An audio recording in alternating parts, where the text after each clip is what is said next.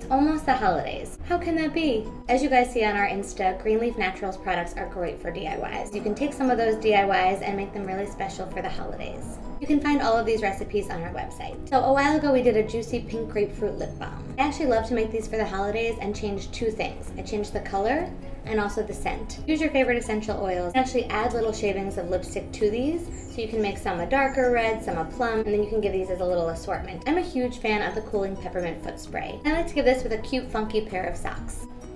This is a great gift for anyone you know who's on their feet a lot. Your favorite teachers, servers, baristas. Yes, I make little DIYs for my barista. They'll remember your order. My favorite DIY is the peppermint and hot cocoa body butter. It smells so delicious. Do that with a mug that's perfect for the person I'm giving it to, along with some marshmallows and my favorite hot chocolate. There'll be lots of sales coming up. Black Friday's right around the corner, so this is a great time to stock up on important bases for all these DIYs. Happy making!